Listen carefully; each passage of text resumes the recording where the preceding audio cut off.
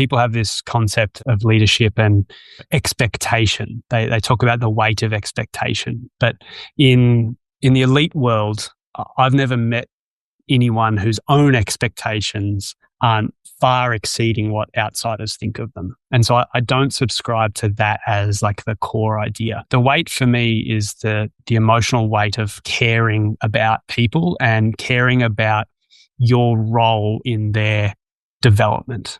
And so it's really interesting because you're spot on there, Paddy. Like the story that sticks out to me is from Dan Quinn. And Dan, So Dan, for those who don't know, former head coach of the Atlanta Falcons in the NFL. Yep. And hadn't been a head coach at any level. So, he jokes he'd never even called a timeout until the NFL.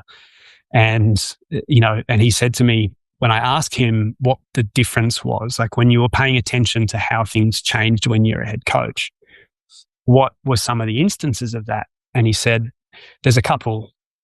One, your relationship with your staff changes because now their whole livelihoods are tied to your success. He's like, there is nothing like that. Defensive coordinator is a big job. It's a prestigious job. You're on television, all these kind of things. When everyone's kids are now in private school and they're tied to your success, that is a weight that manifests so many times over. And when you start to fail, when you lose a Super Bowl from 28-3 up, that's what comes up for you. It's it's not the expectation, it's the caring. And the other thing that he said to me is the thing that changes is immediately just by a job title, now everyone in the building treats you differently. And so he said the biggest realization for him was that whoever walked through his office door, that 10 minutes that they spent together, that might be the most important 10 minutes in that person's day. And they might have actually had a sleepless night worrying about, shit, I've got to walk into DQ's office tomorrow and give him some bad news, right? And it might just feel like another 10 minutes. But to that person talking to the jefe, the gaffer, the coach, like that is huge. And you don't have that in other situations. And so, yeah, I think it's a really important point. Frank Lampard talked about it. Steven Gerrard talked about it. All of these players that are coming out think they know what coaching is. And then you dig around in their interviews and they are all talking about it. It is different. Brendan Rodgers has talked about it. It is a different lens that you are viewed under. And the reason the weight works is because you physically manifest a weight on your shoulders. That's that phrase, right?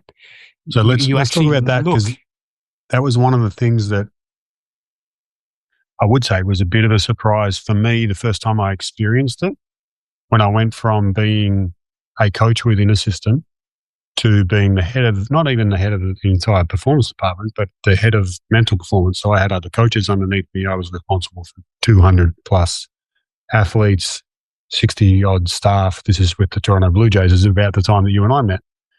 And so it was serendipitous that we crossed paths at that time, because I was feeling the weight but didn't really know it, right? I know that my health was suffering. I know that my sleep was definitely suffering. But tell us about some other things that could be signs for people that they're actually experiencing the weight, but it's kind of hard to put into words. Like when someone says, how's your job going?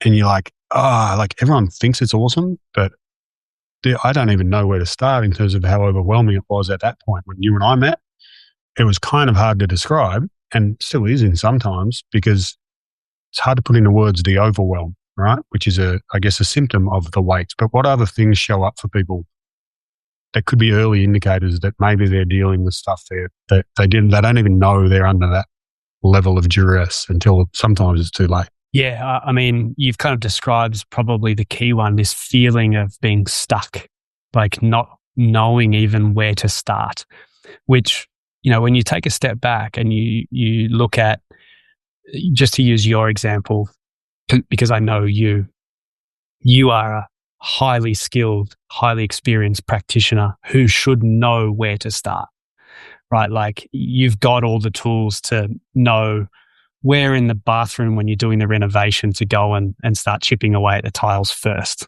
right? but this weight kind of detracts from your ability to, have access to that experience, to have access to that talent.